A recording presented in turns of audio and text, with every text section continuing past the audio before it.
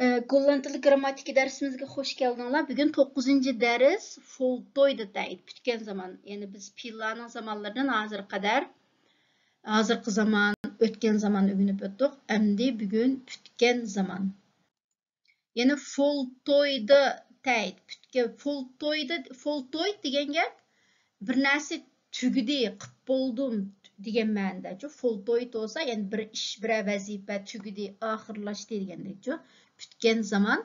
Onun grammatikalik atalgısı foltoyda texin vurdıq deydi. Yani texin vurdıq degen hazırkı yani bütken oddiy zaman.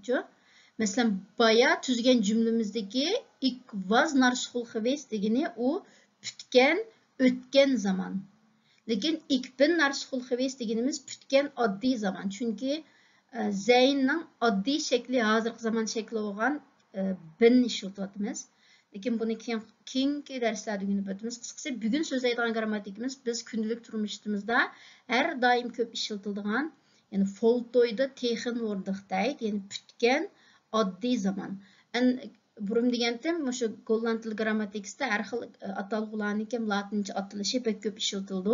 Mesela mekteplerde hazırgıçılam köp işletiyor. Perfectum. Yani kıskartıplam perfectum dese bütken oddiy zaman. Endi bunun qaidasi, bütken oddiy zamanni qanday yasaymiz degan vaqtida bütken zaman şekilde daim yordamchi fe'l habin bilan zayn birga ishlatildi. Yani biz bir cümleni bütken zaman şekilde ifadalagan vaqtimizda çoqum zayn bilan habinning ikkisining birisi çoqum birga keldi. Şuna biz bu dersni so'zlashdan burun shu zayn bilan habinning ma'nosini her xil zaman şekillerini alayda ögünüp öttük. Bunun şekli, bütken zamanның şekli, yani igidin keyin aldı bilen yordamchi fe'l bolgan ya habin ya zayn ikkisidan birisi keldi. Onun keyinden cümleninki to'ldiruvchi qismi keldi. En ahirda foltoyda deal word, yani x qo'shilgan stam, qo'shilgan t yoki d. Yani qanday ahvol ostida t, qanday ahvol ostida d qo'shildi deganda o'tgan zamonga o'xshash.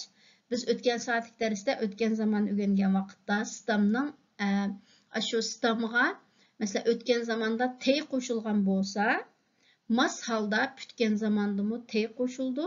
Agar stamga d qo'shilgan bo'lsa, u joq mas holda d qo'shildi. Ya'ni qanday vaqt t qo'shdik? Soft ketchup deb 6-7 üzük tavuşunu es saqlash uchun soft ketchup deb bir so'zni tuzib chiqqango.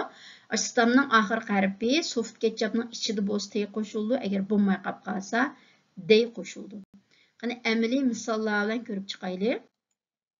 Masalan, werken bu fe'lni o'rganib bo'lgandik. Texin vurdikdek hozirgi zamon shakli ik verak, ana hay werkt, vay werken deb o'rgangandik. Anda verleden tijd yani o'tgan zaman şekli stamning keyiniga t yoki d qo'shildi birlikda, ko'plikda t yoki d qo'shildi. Yani eng oxirgi harfi k. K deganimiz soft ketchupning ichida bor. Şuna onunğa verek t yoki verektin deb qo'shgandik-ku. Endi bütken zamanga o'xshash k soft ketchupning ichida bo'lganligi uchun uningki foltoyda deal word gewerkt, yani x qo'shilgan stam, x verek t gewerkt bo'ladi. Andan bu fe'l haben degan yordamchi fe'l bilan birga keladi. Shunga haben gewerkt. Shunga masalan wij haben gewerkt. Biz xizmat qilgan. Ik heb gewerkt deb. Leren degan fe'l hozirgi zamon shakli leer, stam, leert, ikkinchi shaxs, uchinchi shaxs barliq ko'pligi leren. O'tgan zamon shakli eng oxirgi harfi stamninki r. Soft ketchupning ichida yo'q. Shunga d qo'shdik. Lerdi. Men xato yozib qo'yibman. Lerdin. Ondan buning foltoyda deydi o'xshashlar. Stamning eng oxirgi harfi r. Soft ketchupning ichida yo'q. Shunga d qo'shimiz.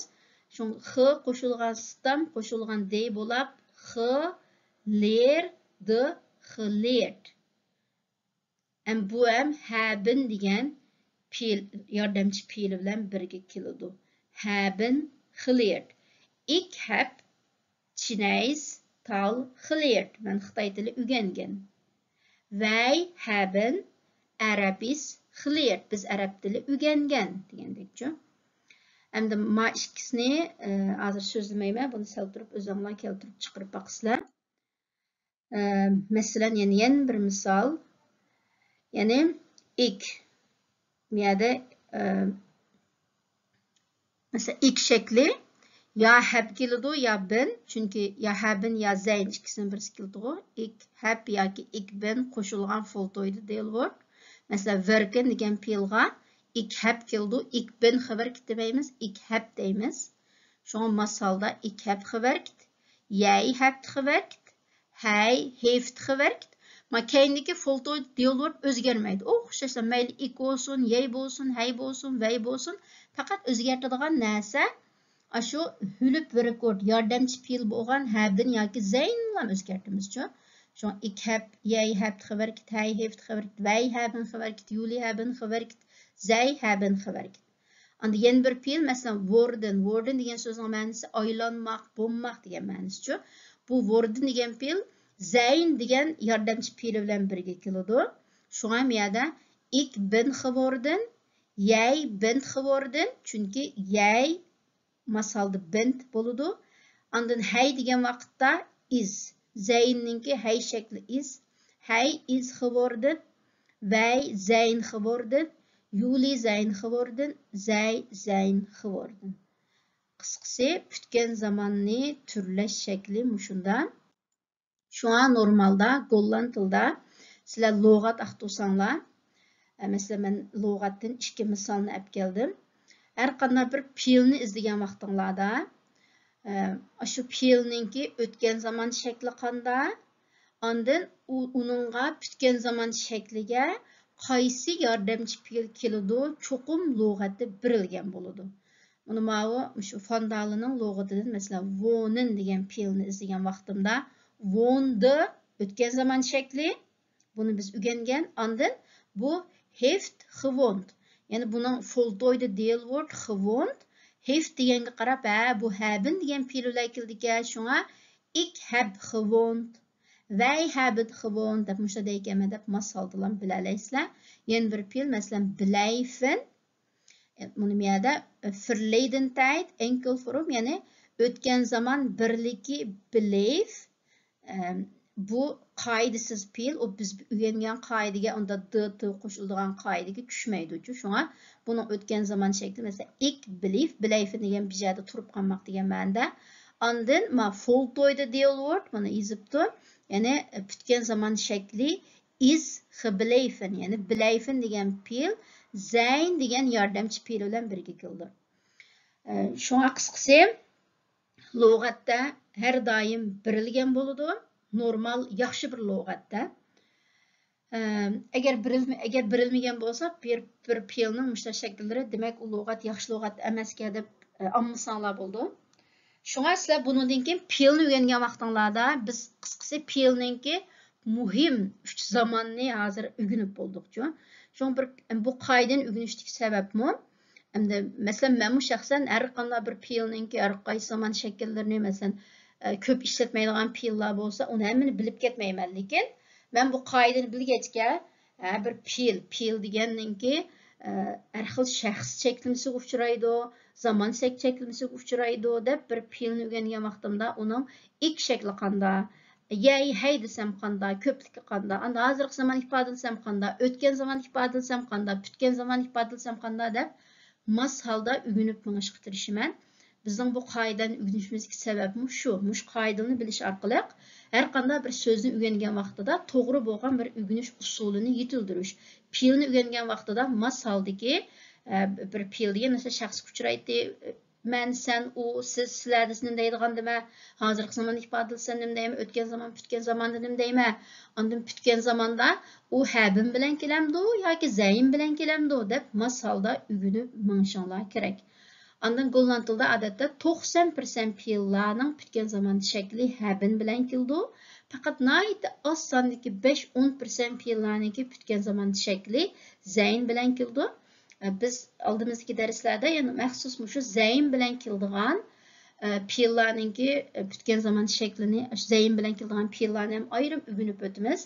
Şoň hazırça mesela bek qiyinip qap qalsaňlar, häbinni qoşup işletip tursaňlarmy bek çoň çatak çıkıp ketmeydi.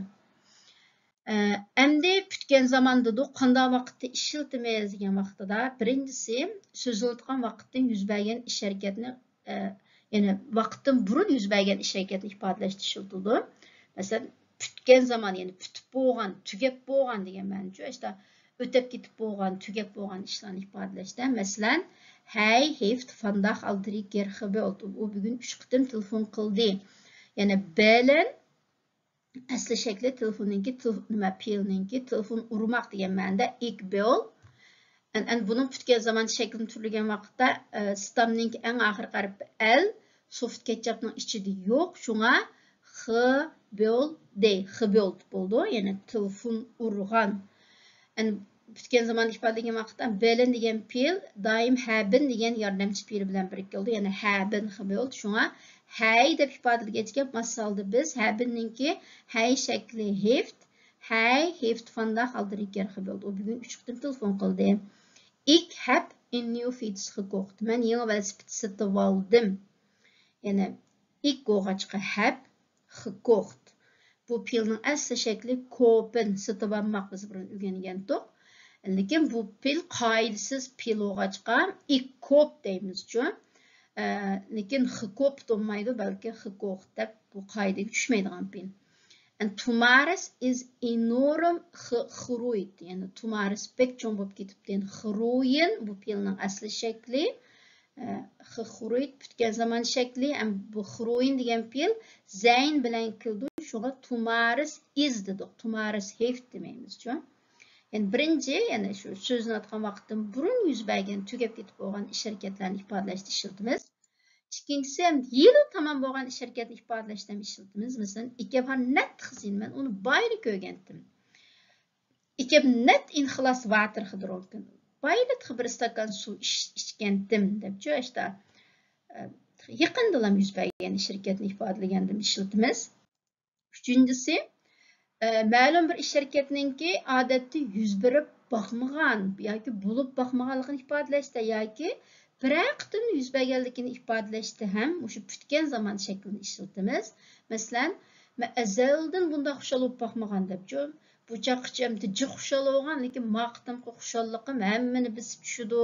Azaldan bunda xushib bakmagan deb biz tilimiz deymiz-ku. Shunda vaqtlarda, ya'ni azaldan bo'lib bakmagan. En ik ben nog nooit zo gelukkig geweest. Ja, ik heb me zelden Amerika berip bakmagan. Ik ben nooit naar Amerika geweest. Ja, ik ben bir qitim so'zib bakanda, bir qitim qilib bakkan ishlarimizga her vaqt bitgan zaman ishimiz. Ik heb 1 keer gezonnen. Ja, ik ben faqat bir qitim rat qo'rmisi yeb bakkan debchu. Ik heb 1 keer garnalen gegeten debchu. İşte hayatımızı qilib bakkan, bir qitim qilib bakkan işlerimiz umum, işte pütken zaman işletimiz.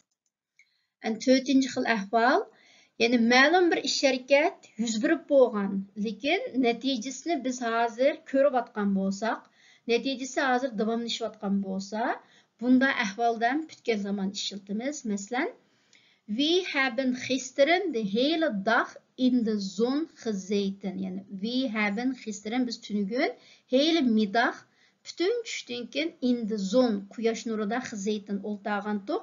Nu ben ik verbrand. Yani man emde aptaptı köyüp qaptı ma'debcu. Tünügün oltağan, tünügün yüz berib bo'lgan iş hareketi dedikken bugün şu iş hareketinin neticesi, yani bugün yüz bergen iş şu iş hareketga munosabatli şu iş hareket sebebidan şunun neticesi. Bunda vaqtlarda mer vaqt bitgan zaman ishlatamiz. Yana bir misol, het heeft vannacht geregend. Yani kechadan yomg'ir yig'ibdi. Yomg'ir yig'ib bo'ldi.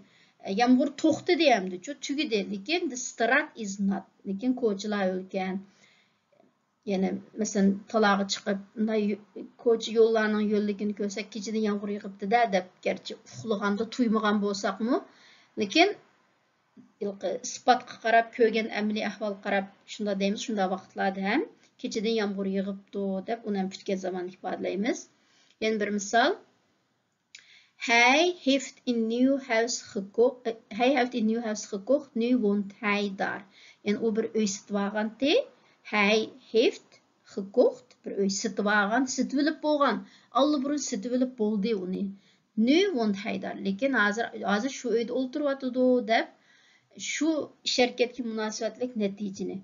Yani muşta 3 misaldek bir iş hareket şunun münasebetlik bir neticini hazır degen vaqtlarimizda şu iş hareketini ifadelagan vaqt pütken zaman işiltimiz.